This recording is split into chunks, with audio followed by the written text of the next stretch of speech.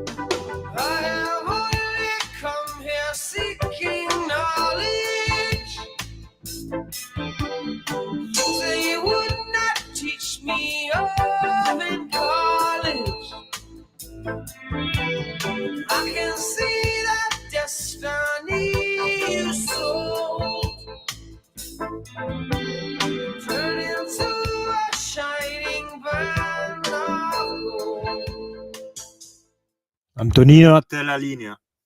Grazie Andrea carissimo. E allora alle 9:48 in questo momento, tra viaggi e intemperie, per citare l'album di Ivan Graziani nel 1980, ma lo abbiamo trovato il senatore Claudio Borghi Aquilini, che è il padrone di casa della scuola di magia. Buongiorno senatore, ben trovato. Buongiorno a voi, scusate, come ti avevo anticipato ero viaggiante verso l'ufficio a Roma e quindi c'è stato un attimo di ritardino, però adesso ci sono. Allora senatore, dovete sapere che ora il senatore di solito prima mi diceva quale fosse la sorpresa di oggi, la sorpresa della puntata, però ora mi lascia con la suspense, quindi anche io sono in attesa di scoprire qual è il trucco di oggi, perché sono sicuro che sarà, come sempre, divertente e interessante. Qual è il trucco di oggi, senatore? Vabbè, ma il trucco di oggi è facile, cioè è un trucco di cui abbiamo parlato altre volte, però in questo caso è particolarmente evidente, ed è la famosa illusione, quella che ti fa vedere la realtà al contrario di quello che dovrebbe essere, no? Cioè, lo specchio deformante, bellissimo. Lo specchio, sì, ma meglio ancora, cioè nel senso, guarda, tu stai vedendo questa cosa, ma in realtà non è così, no? Cioè fidati di me. E in questo caso abbiamo iniziano i severi richiami dell'Unione Europea. È giusto perché, sai, il fatto è questo, che tante volte nella magia il trucco, quello proprio più spudorato, quello che si vede proprio in modo clamoroso, che è un trucco, te lo mettono all'inizio. Perché così facendo tu non sei ancora attento, no? Non sei ancora, certo. fissato sullo spettacolo, no? Per cercare di capire dove sono i trucchi. Te lo mettono all'inizio e quindi non ti sei neanche accorto. Cioè, magari per dire, no?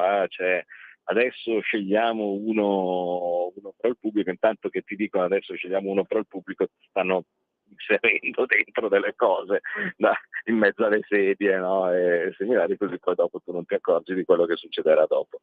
Ecco, dato che inizia questa nuova e meravigliosa legislatura europea, no? Che indipendentemente da quello che uno vota è lo stesso che c'era prima, ecco che si inizia con la prima cosa, dove ti dicono che qui in Italia c'è un problema con la libertà di stampa.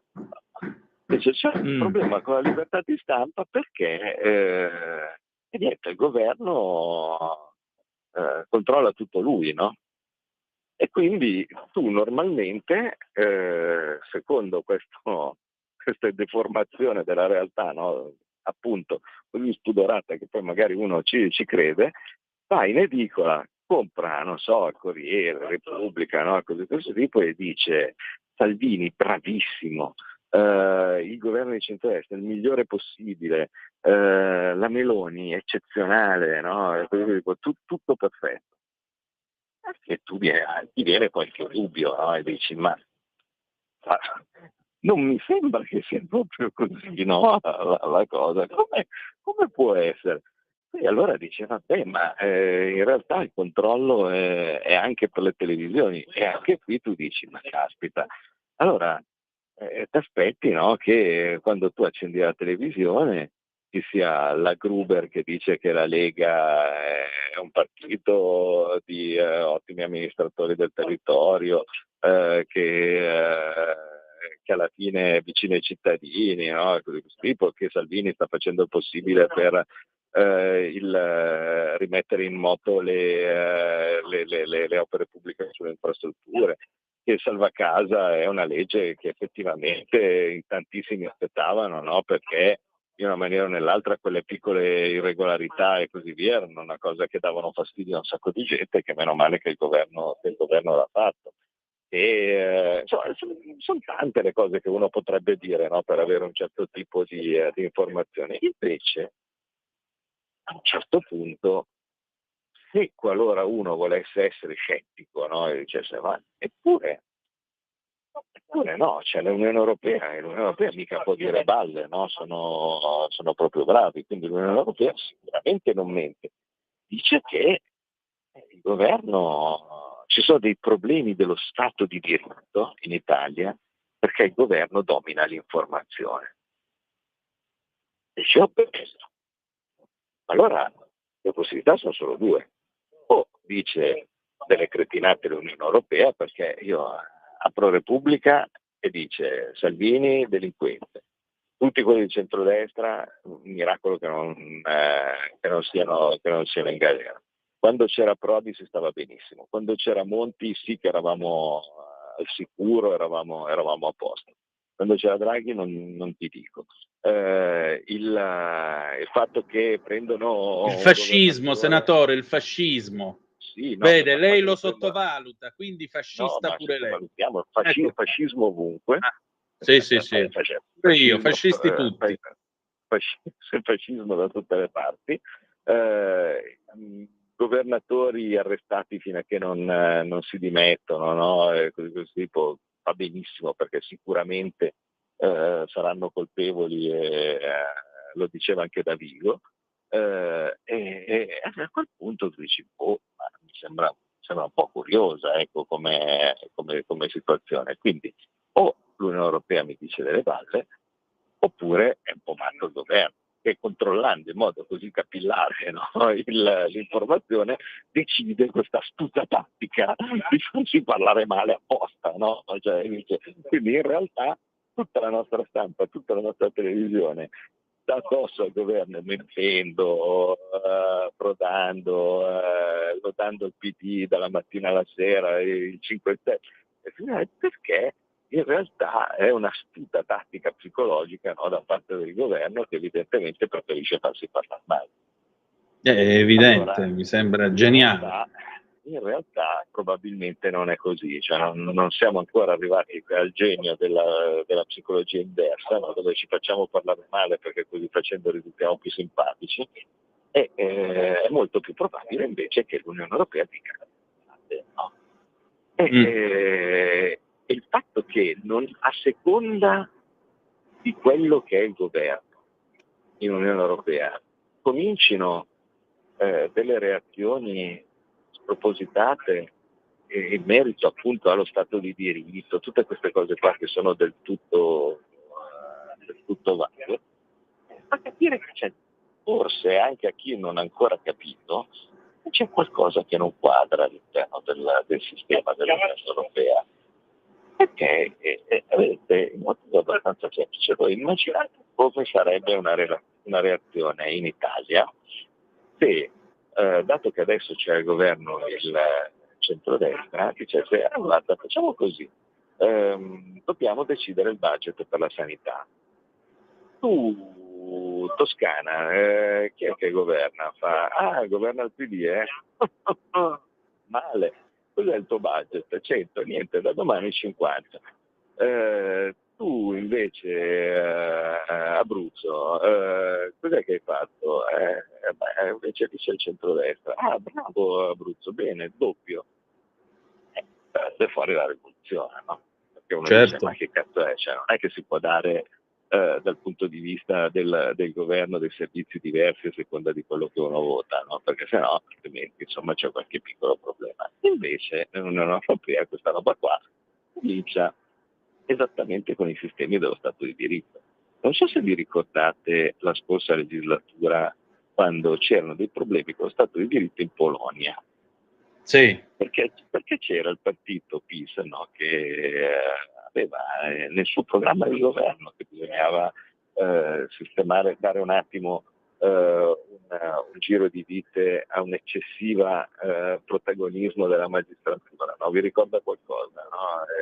Allora ha fatto delle cose, aveva fatto con pieno consenso popolare dei piccoli cambiamenti alla Costituzione, alle leggi per la questione della magistratura, no? In modo tale da mettere non sotto il controllo dell'esecutivo, no? Ma diciamo in una maniera che consentisse all'esecutivo di poter diciamo così, intervenire se ci fossero stati troppi disservizi o similari, no?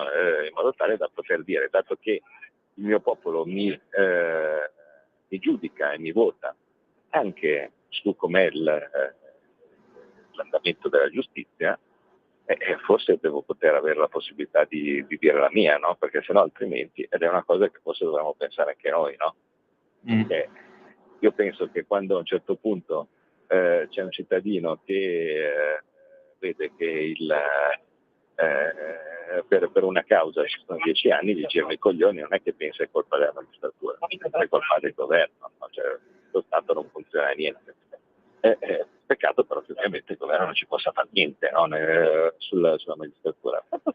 Allora ho fatto qualche piccolo cambiamento, panico, no? Lo Stato di diritto, la Polonia, vergogna, no? L'assalto alla democrazia, al fascismo, no? E anche lì. Poi in realtà uno va a vedere che cosa succede in Francia, no? Questi bravissimi personaggi che fanno queste belle cerimonie d'apertura in modo così carino e così inclusivo. Sobrio soprattutto, senatore, sobrio. E per esempio scopre, nel caso non l'avesse già capito, che in Francia per esempio il procuratore dipende dal ministro della giustizia. Cioè è il governo che dice al procuratore che cosa deve andare, cosa sono i tipi di reati che deve andare a perseguire, no? Infatti se vedete non c'è mai casini, scale, tutto tranquillo. Ma allora non ho capito, lo Stato di diritto in Francia c'è perché c'è il procuratore che è sottoposto all'esecutivo, e in Polonia che neanche ci arrivavano, no, questa cosa, cambiavano un attimo e manca lo Stato di diritto. Ma se in Italia facessimo una legge per dire noi facciamo come la Francia, ma secondo voi che cazzo succede? Beh, ma il bello è che l'idea del pubblico ministero che prendesse ordini dal Parlamento era stata avanzata in sede di assemblea costituente da un pericolosissimo fascista che risponde al nome di Piero Calamandrei. Lo cita Giovanni Falcone, altro pericolosissimo fascista, evidentemente, nel libro Cose di Cosa Nostra, e vi ricordiamo che Falcone era a favore della separazione delle carriere. Lo diciamo casomai qualcuno perdesse il filo del discorso. Prego, senatore. No, è opportuno. No, aspetta, metti il jingle delle 10. Sì, appunto. Poi... 30 secondi, torniamo subito. Nei fine settimana riascolta i tuoi programmi preferiti. Domenica aspettati il meglio sui canali di Radio Libertà. Semplicemente la tua radio.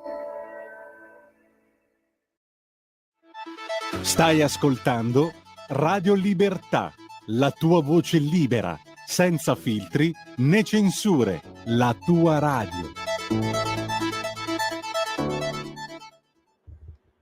E rieccoci sempre sulle magiche onde di Radio Libertà per Scuola di Magia col senatore Claudio Borghi Aquilini, le 10, 1 minuto e 6 secondi. Rieccoci, senatore, prego. Vedi, il fatto è questo, che noi siamo andati a parlare di una cosa alta, no? Per arrivare a una cosa che magari è un po' meno alta ma è uguale importante, cioè nel senso la giustizia. Tu dici, ma insomma evidentemente le cose non sono esattamente come ce le raccontano, perché se ci sono degli stati che possono tranquillamente avere al loro interno un tipo di ordinamento che vada da una certa parte non è nessun fascismo, anzi è la patria delle libertà, la patria dell'inclusione, no? Dove va tutto bene, e dall'altra parte basta che uno faccia delle piccole modifiche, no? E similari, invece diventa il fascismo. Ecco, allora viene il sospetto che forse dipende da chi lo fa, no? E da chi la gente vota. E qui arriviamo appunto alla questione dei media e della libertà di stampa. Ma ve la ricordavate voi le conferenze stampa di Draghi? Grazie, com'era la tipa lì adorante, no? Che devono averla ancora, ma meno male che c'è lei, perché sennò altrimenti qua noi saremmo messi in una situazione che non voglio nemmeno pensare. Vabbè, allora a un certo punto dipende, lui faceva tutto la faccina con quel mezzo sorrisetto, no? Benediceva, dice avanti l'altro, ma lei è bravo o bravissimo? Ma no, guardi, io sarei solo bravo, come Modesto, no? Grande.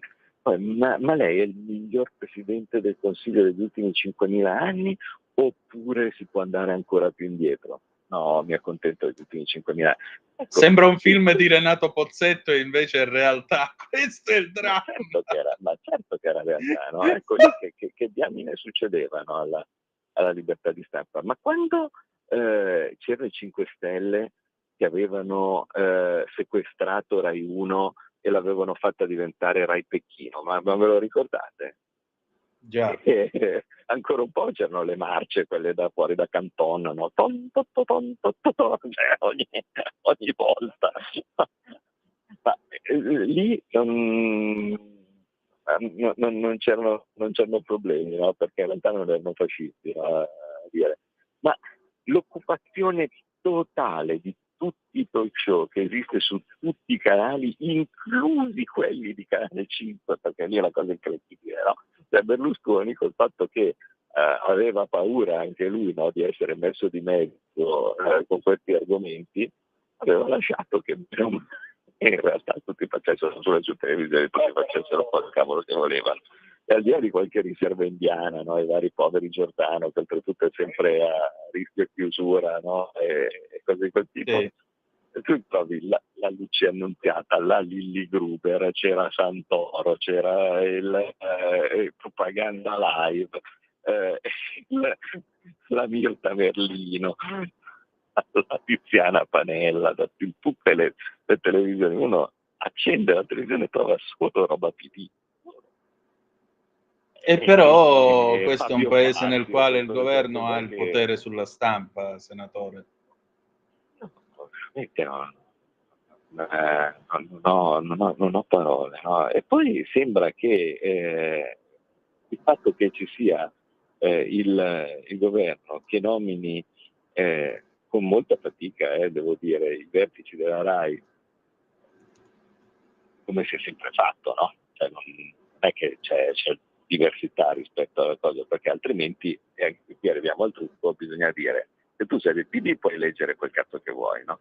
Se tu Certo. sei di centrodestra e leggi i cose della RAI è fascismo, no? Perché non è stato mai fatto. No, ma non è vero che non è mai fatto tu, perché la governance ti dice così, ma non importa, no?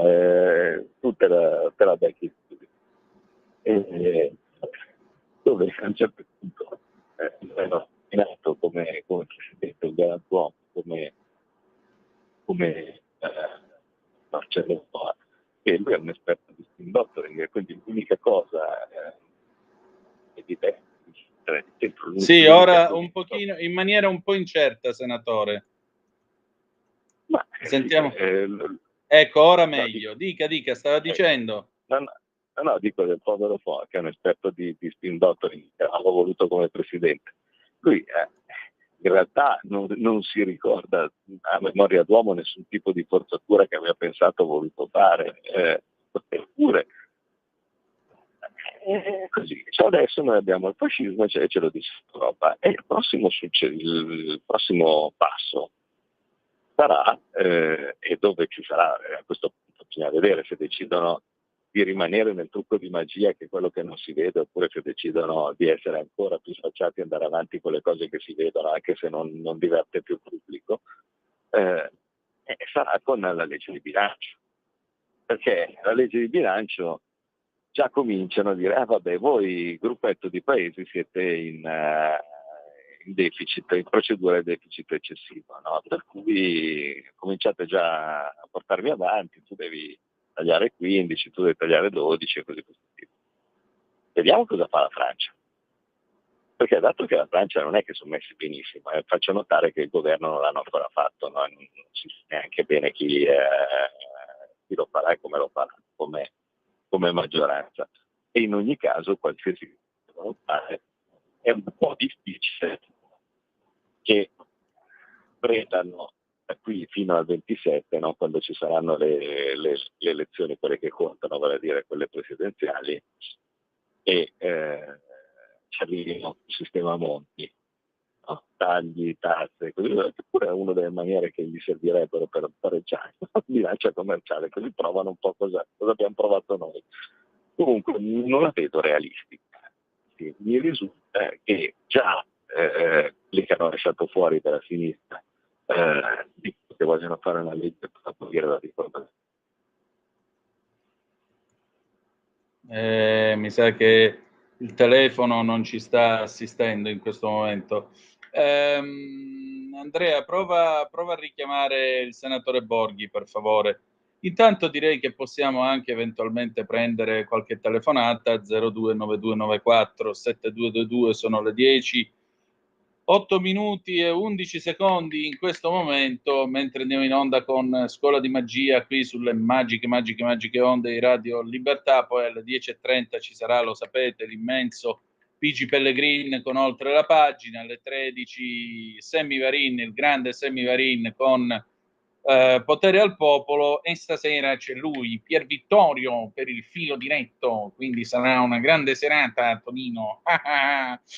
So che Lorenzo Viviani mi sta ascoltando e sta ovviamente dicendo che non lo devo imitare, che sono un cattivello a imitarlo. Comunque, vediamo un po' di ritrovare il senatore Borghi e vediamo un po' di farci aiutare dal telefono, perché naturalmente, vedete, in queste cose uno dice tecnologia, qua, là, cric, croc e manico di fiasco, però poi quando si tratta di metterla in pratica, in Italia siamo ancora agli anni 90. Eccolo, senatore, bentornato.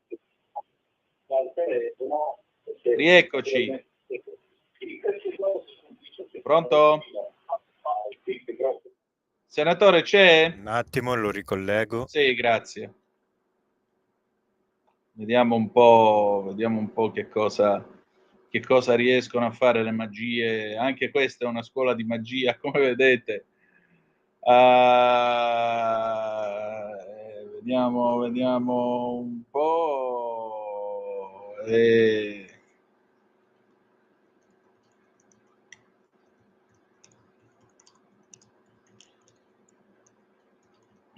Vediamo un po'. Vediamo un po' che cosa riusciamo a fare con il telefono.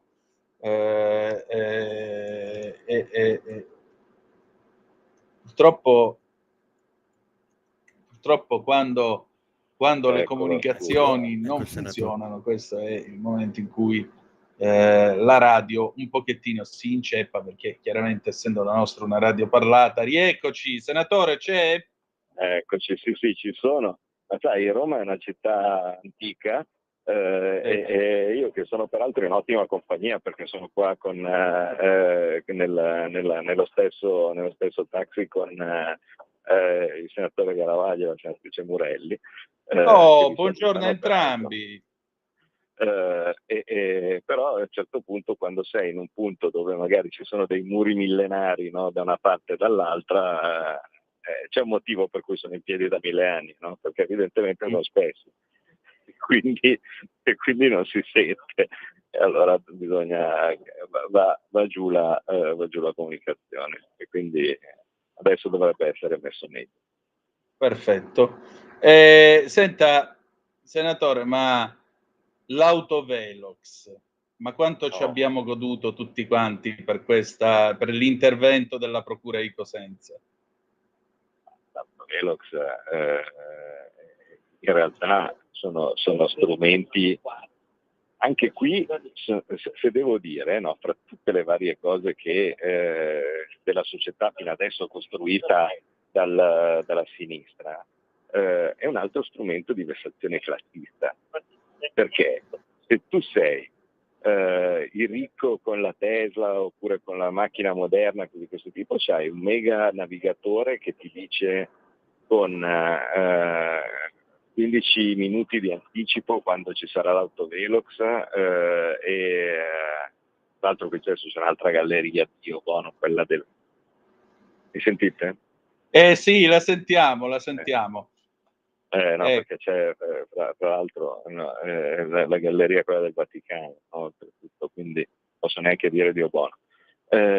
E comunque fatto sta che praticamente se tu sei il ricco con la macchina modernissima, ti avvisa con ore di anticipo quando c'è l'autovelox, come, perché no? Se tu sei col tuo pandino, no, Euro 4, quello che ti vogliono far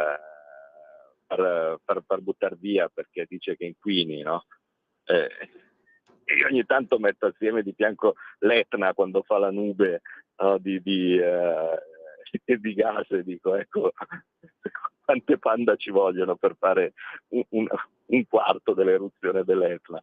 Però ti sembra che la colpa sia della tua panda, no? Se non hai fatto niente, ecco che a te l'autovelox diventa un'arma devastante, perché non hai nessun mega navigatore di quelli che ti dicono quando c'è l'autovelox in arrivo, ti prendi, stai andando a 65 dove c'era il limite a 40 messo non si sa per chi, e non si sa per che cosa, perché tanto la strada ha 4 corsie per senso di marcia, no? E tu anche col pandino riesci ad andare a 65, e una multa che ti tira via la serenità e la gioia di vivere per il resto del mese, perché spesso e volentieri se tu hai il pandino magari anche 50 euro sono importanti, no? Figurati magari delle multe da 200, da 300.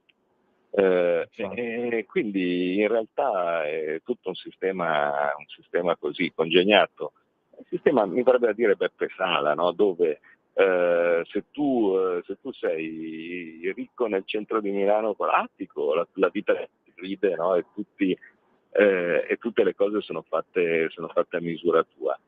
Invece sei un normale impiegato, un operaio così di questo tipo, a quel punto puoi anche schiattare. E l'autovelox, il fatto che vengano regolati e non vengano utilizzati come strumento di tassazione aggiuntiva, è una cosa che ci ha fatto abbastanza godere, ma sinceramente devo dire che era una cosa che era molto alta nelle priorità, perché abbiamo fatto un decreto, il fatto che tutto il sistema dell'autovelox deve essere rivisto, cioè devono essere degli strumenti, come ha sempre detto Salvini, che servono solo come dissuasione in punti veramente pericolosi della strada, cioè dove quando a un certo punto dice tu in questo tratto di strada devi assolutamente andare così, perché se per un qualsiasi motivo vai più forte, non solo stai trasgredendo il limite di velocità, ma sei pericoloso per te e per gli altri, no? Invece fino adesso è sempre stato il contrario, tratti di strada che non sono affatto pericolosi, con l'autovelox nascosto esclusivamente per vedere di spillarti del denaro. Sì, quindi appunto. Insomma anche questa cosa qua serve secondo me a far capire che è cambiata l'aria. Sì, e sarebbe anche il caso di parlare di sicurezza vera. La sicurezza non è tanto o soltanto il limite di velocità, ma la sicurezza vera è anche avere dei fondi stradali degni di questo nome, ben manutenuti, dei paracarri efficienti, una segnaletica doverosa e magari la cosa più semplice di tutte, la potatura di queste maledette rotonde. Perché capisco che chi ha il SUV guarda dall'alto dei cieli e quindi vede tutto. Io ho un Alfa Romeo che è alta 15 centimetri da terra, per motivi ovviamente di carattere sportivo e di stabilità, e quindi quando esco dal parcheggio o faccio una rotatoria prego tutti i santi, visto e considerato che con l'erba alta io non so chi è che sta arrivando dall'altro lato, per cui gradirei che si tagliassero e si sfalciassero i bordi delle strade e soprattutto le rotatorie. Poi dopo mettiamo tutti gli autovelox che vogliono, ma la sicurezza vera è in questi piccoli particolari. Scusa, però anche qui mi inviti a nozze, perché questa è un'altra delle imprese del nostro fenomenale Beppe Sala a Milano, no? Ti ricordi che è stato uno dei primi a fare l'ordinanza per non tagliare l'erba, perché così bisogna aumentare la diversità vegetale, no? Certo, e i topi devono averlo un posto dove andare, che cavolo. Certo, vuoi tagliare l'erba, ma aumenta la diversità. E comunque un'altra cosa che mi verrebbe da dire, che vale anche per altri argomenti, dovremmo veramente smetterla noi come centrodestra di aver paura di quello che dicono i giornali. Perché se noi cominciamo che ogni cosa che facciamo, allora c'è i giornali che protestano, allora noi, oddio, i giornali protestano, no? Allora cosa facciamo? Allora no, fermi. Significa che abbiamo già perso dal punto di vista come psicologico, no? Cioè sudditanza psicologica nei confronti della sinistra che sinceramente è una cosa di cui non abbiamo bisogno. E come tale, una delle cose di cui secondo me dovremmo fregarcene è la questione del limite di velocità in autostrada a 4 corsie col tutor, no? Da sempre c'è il mio collega Morelli che cerca di portare avanti l'idea dei 150 all'ora, no? Che Dio benedica quell'uomo e gli dia 100 anni di buona vita e salute. Ma scusa, ma se ci sono 4 corsie, se c'è il tutor, se è dritta, no? Esatto. Ma se anche vado a 150 mi cambia qualcosa rispetto ad andare a 130 anni. Forse magari diventa un po' più sicuro, perché invece di star lì con il crampo alla gamba, no? Per cercare di cosa stai facendo, figurati, appena prova, no? I giornali, volete uccidere i bambini, no? Perché di solito, no? Come l'argomento anche con la Lorenzina, quando ho portato avanti l'idea del togliere la Lorenzina, uno può essere d'accordo o non d'accordo, ma l'argomento vuoi uccidere i bambini è ridicolo, no? Perché uno può fare quello che vuole. Stessa roba per i limiti di velocità. Ecco, noi se la piantassimo di dar retta a quello che scrivono, a quello che dicono, appunto sulla libertà di stampa di cui si diceva all'inizio della trasmissione, penso che sarebbe meglio per tutti, no? Eviteremmo di farci condizionare e non fare cose che invece secondo me sarebbero utili, perché per esempio il 150 all'ora in quelle condizioni di autostrada penso che sia una cosa che potrebbe servire. Sì, anche perché aggiungerei una cosa, vorrei ricordare alle anime candide che fino all'ottobre del 1973 in questo paese, come in Germania, le autostrade erano senza i limiti di velocità. Senza limiti, certo. Ecco, e i limiti di velocità vennero introdotti solo per un motivo, per farci risparmiare la benzina. Difatti in origine fu di 120 all'ora, poi alzato a 140 a giugno del 74. E tale è rimasto fino alla fine degli anni '80, quando Enrico Ferri, pace all'anima sua, ebbe l'idea di introdurre, se li ricorda, senatore, i famosi 110 all'ora. Certo che me lo ricordo, il 110 di Enrico Ferri. Io non ci dormo ancora la notte certe volte. E mise i 110 all'ora, è passata alla storia per i 110 all'ora. Io dico solo una cosa: 150 può andare bene con i tutor, eccetera, eccetera, eccetera. Certamente non li vai a fare sull'autostrada della Cisa o al Lago Negro sull'autostrada Salerno-Reggio, perché c'è qualche curva un po' particolare. Però, attenzione, 150 con dei guidatori formati per guidare a 150, perché se io a 150 all'ora mi trovo l'imbecille che mi invade la corsia di sorpasso senza freccia a 80, perché chi va piano va sano e va lontano, la stradale dovrebbe essere autorizzata a fermarli e fucilarli nella prima piazzola disponibile, perché gente così è quella che poi causa gli incidenti, perché poi è la poca velocità che in senso ammazza. Figurato, perché se no altrimenti prendono questo pezzo della trasmissione, lo mettono fuori, i leghisti fucilano la gente, è il fascismo. Vabbè, pazienza. È che a me certe volte certe idiozie, quando uno viaggia in accidentale rispetto dei limiti e vede il fesso che ti entra in corsia a 90 all'ora e tu stai arrivando magari a 120, così, perché proprio quel giorno stai arrivando a 120, c'è già 30 km di velocità in più e l'incazzatura ti sale livello Michael Schumacher, per cui lasciamo perdere, va, veramente. Formiamo della gente capace di guidare sull'autostrada, perché di imbecilli ce ne sono troppi, e specie in questi giorni, quanti di questi che durante tutto l'anno ti tengono la macchina sotto la copertina, poi improvvisamente scoprono di averla e si buttano sull'autostrada e fanno gli eroi. Anche, che dice? Ma comunque guarda, le statistiche sono abbastanza chiare, cioè hanno fatto passare una naturale diminuzione del tasso di incidenti dovuti dall'aumento della sicurezza delle macchine, Sì. no? Perché è ovvio che fare diventare una macchina come sono adesso di 47 tonnellate con freni ABS, antibloccanti, come si chiama, e le barre antintrusione, il sistema 5 stelle Euro NCAP, no? E similari. Allora, questo tipo di sicurezza attiva aveva portato a una diminuzione degli incidenti e, come succede sempre quando si parla di statistiche e così, poi è arrivata l'appropriazione, no? Hai visto, diminuiscono gli incidenti perché ci sono gli autovelox, no? Perché ci sono i tutor o similari. Anche tu dici, ma non si fanno così le cose statistiche, non è che tu hai messo gli autovelox e tutto diminuiscono gli incidenti allora è così, perché per capire se è davvero così o se la causa è un'altra dovresti per esempio fare un confronto con delle strade dove non ci sono gli autovelox o non ci sono i tutor, se anche lì diminuiscono gli incidenti evidentemente le cose non sono così, no?